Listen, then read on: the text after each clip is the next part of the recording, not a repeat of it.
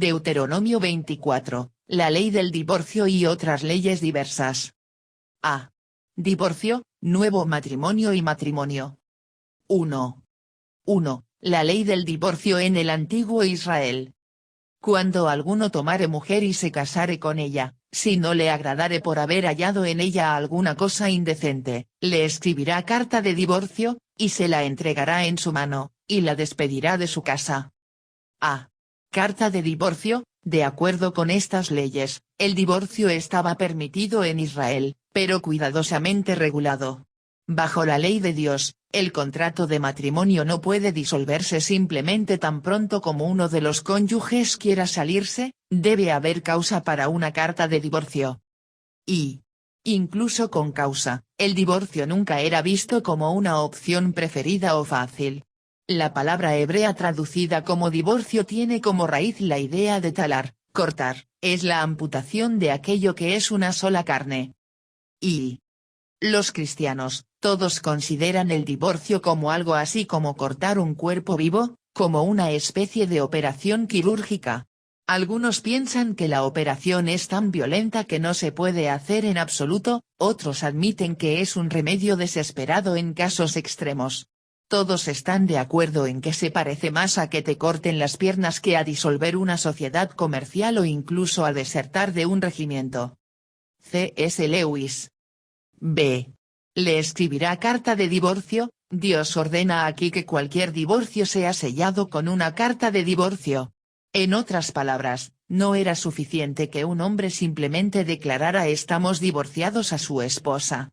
El divorcio tenía que ser reconocido legalmente tal como lo había sido el matrimonio, por lo que se debe emitir una carta de divorcio, un documento legal, y notificarlo adecuadamente, se la entregará en su mano. C. Si no le agradare por haber hallado en ella alguna cosa indecente, esto describe las bases del divorcio e indica que una carta de divorcio no podía ser escrita por cualquier razón. Tenía que basarse en estas dos cláusulas importantes. Y tiene que haber en ella alguna cosa indecente. Algunos rabinos posteriores definieron indecente como cualquier cosa en la esposa que pudiera desagradar al marido. En la época de Jesús, algunos rabinos enseñaban que si una esposa quemaba el desayuno de su esposo, él podía divorciarse de ella. Pero Jesús definió cuidadosa y apropiadamente qué es indecente en Deuteronomio 24 2.1. Él dijo que cualquiera que repudia a su mujer, salvo por causa de fornicación, y se casa con otra, adultera, y el que se casa con la repudiada, adultera. Mateo 19 2.9. Jesús entendía correctamente que cosa indecente se refiere a la inmoralidad sexual, un término amplio que se refiere al pecado sexual, que incluye, pero no se limita a, las relaciones sexuales con alguien que no es su cónyuge.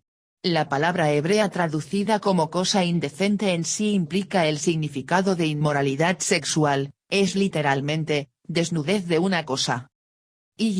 Así que, si un marido encuentra en ella alguna cosa indecente, tiene derecho a dar a su mujer una carta de divorcio. Pero no está obligado a hacerlo. También debe ser que si no le agradare por haber hallado en ella alguna cosa indecente. En otras palabras, debe ser que el esposo esté tan turbado por la inmoralidad sexual de su esposa que simplemente ya no pueda mirarla con buenos ojos. La falta de gracia a sus ojos debe ser por haber hallado en ella alguna cosa indecente. Y esto nos ayuda a entender lo que Jesús dijo en Mateo 19 2.8, por la dureza de vuestro corazón Moisés os permitió repudiar a vuestras mujeres, mas al principio no fue así. Si una mujer no tuviera un corazón duro, nunca cometería inmoralidad sexual contra su esposo, y no habría necesidad de divorcio. Si un marido no tuviera ninguna dureza en su corazón, podría perdonar y todavía mirar a su esposa con favor en sus ojos, aunque ella fuera culpable de inmoralidad sexual. Pero como Dios sabe que hay dureza en nuestros corazones, tanto en la parte ofensora como en la ofendida, concede permiso para el divorcio. En los días de Jesús, los rabinos enseñaban que era el deber de un hombre piadoso divorciarse de su esposa si ella no le agradaba. Tanto Moisés como Jesús aclaran que Dios permite el divorcio en ciertas circunstancias, pero nunca lo ordena. B.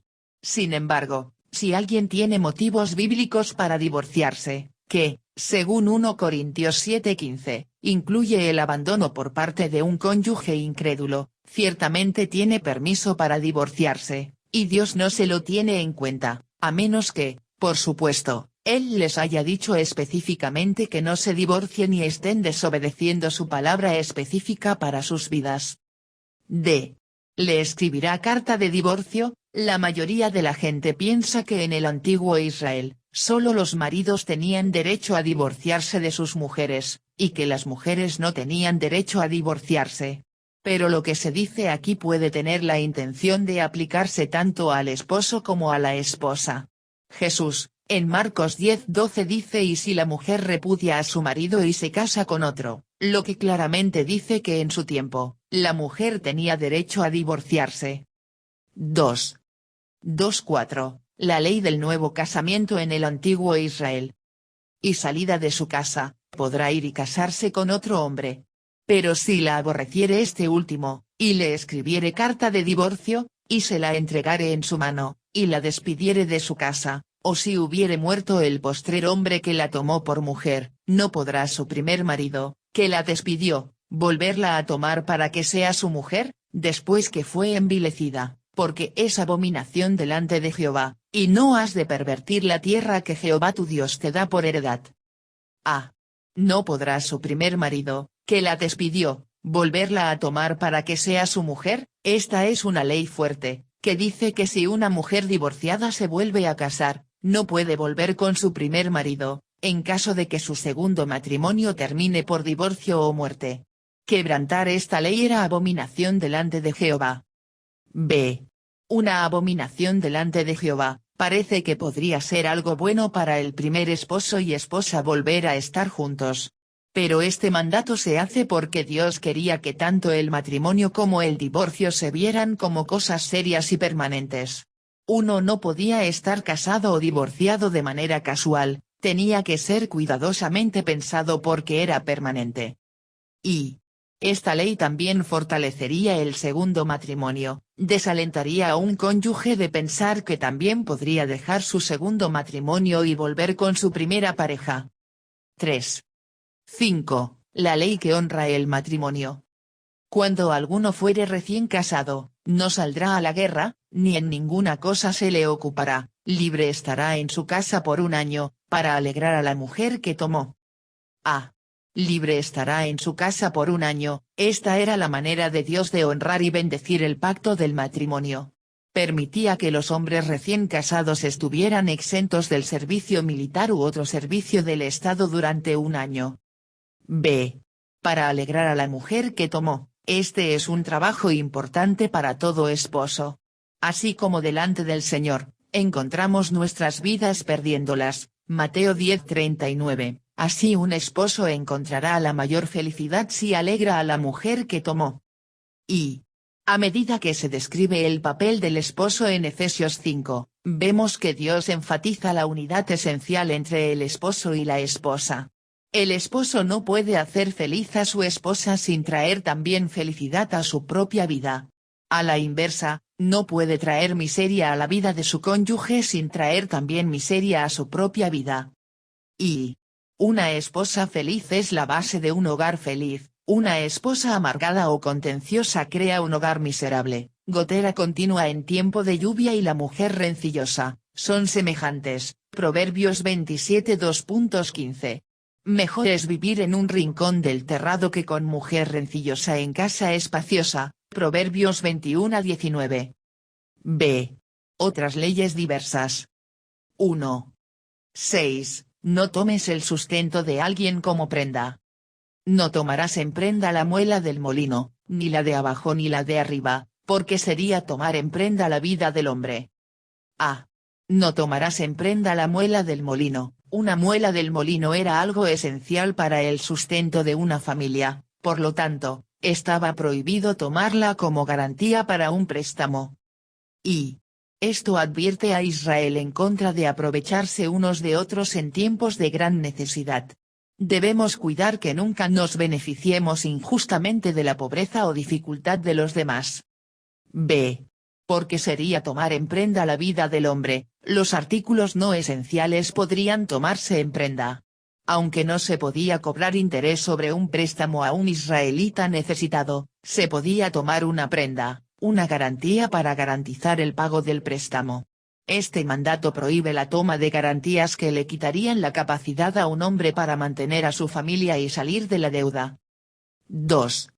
7. El castigo por secuestro. Cuando fuere hallado alguno que hubiere hurtado a uno de sus hermanos los hijos de Israel, y le hubiere esclavizado, o le hubiere vendido, morirá el tal ladrón, y quitarás el mal de en medio de ti. A.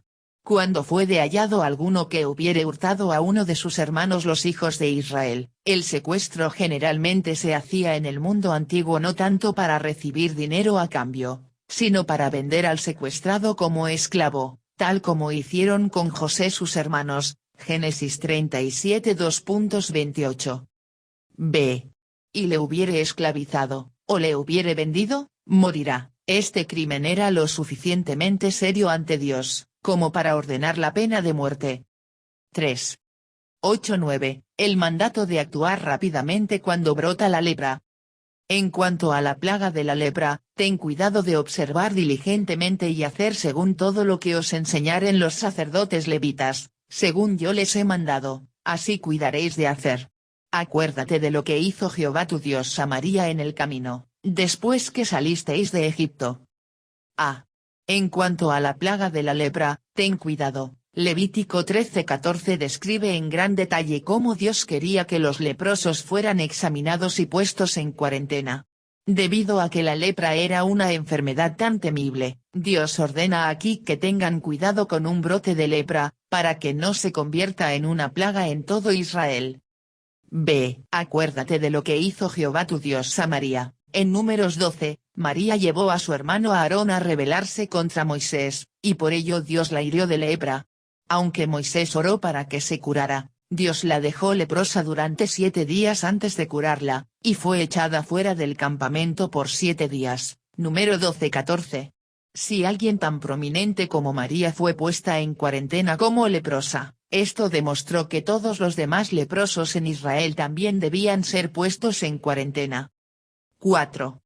10-13. Manejar una prenda correctamente. Te quedarás fuera, y el hombre a quien prestaste te sacará la prenda.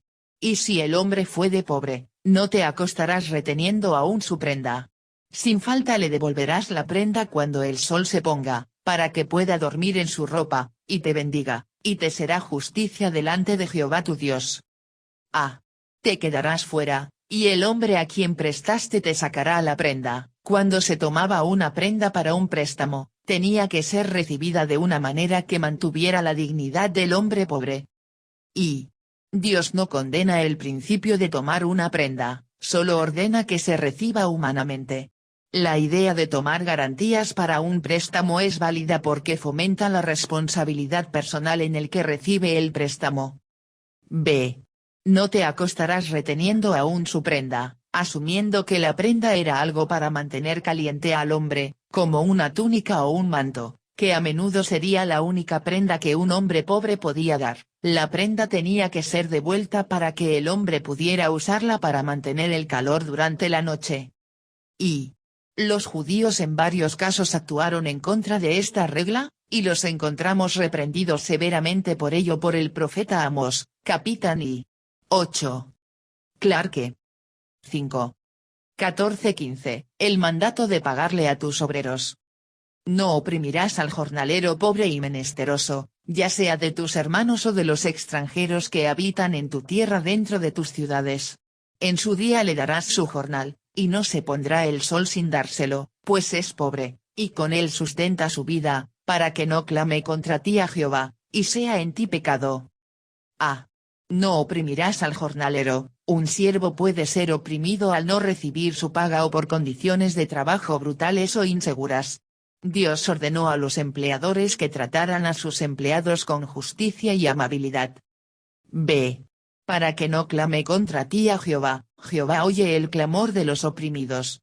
Santiago 5:2.4 advierte al rico que oprime a sus trabajadores. Oigan las protestas de los obreros del campo a quienes estafaron con el salario. Los reclamos de quienes les cosechan sus campos han llegado a los oídos del Señor de los ejércitos celestiales. 6. 16. Cada uno llevará su propio pecado. Los padres no morirán por los hijos, ni los hijos por los padres, cada uno morirá por su pecado. A.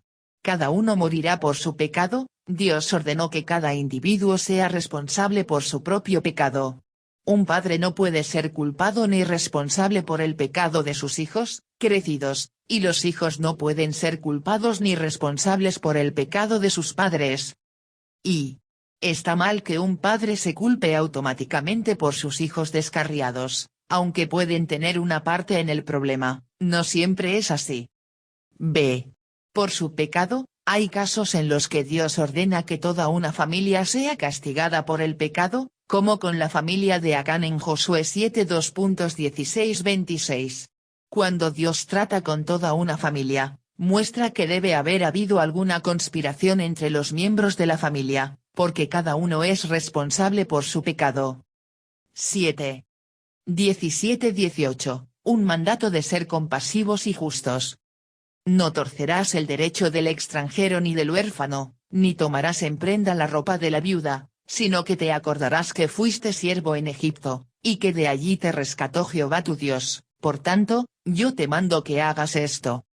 A. Te acordarás, si Israel seguía recordando cuánto había hecho Dios por ellos, los haría más compasivos y justos en el trato con los demás. Siempre debemos tratar con los demás recordando cuánto Dios nos ha bendecido y perdonado. 8. 19-22. Deja algo de la cosecha para los pobres. Cuando siegues tu mies en tu campo, y olvides alguna gavilla en el campo, no volverás para recogerla, será para el extranjero, para el huérfano y para la viuda, para que te bendiga Jehová tu Dios en toda obra de tus manos. Cuando sacudas tus olivos, no recorrerás las ramas que hayas dejado tras de ti, serán para el extranjero, para el huérfano y para la viuda. Cuando vendimmies tu viña, no rebuscarás tras de ti, será para el extranjero, para el huérfano y para la viuda. Y acuérdate que fuiste siervo en tierra de Egipto, por tanto, yo te mando que hagas esto. A. Será para el extranjero, para el huérfano y para la viuda. Este era uno de los programas de bienestar de Dios para Israel, estableciendo el derecho del espigador. Se instruyó a los agricultores para que no cosecharan completamente sus campos, de modo que quedara algo para que los trabajadores pobres lo recogieran por sí mismos. B. Yo te mando que hagas esto. Esta era una forma maravillosa de ayudar a los pobres. Ordenaba a los agricultores tener un corazón generoso y hacía que los pobres fueran activos y trabajaran por su comida. Abría un camino para que pudieran satisfacer sus propias necesidades con dignidad.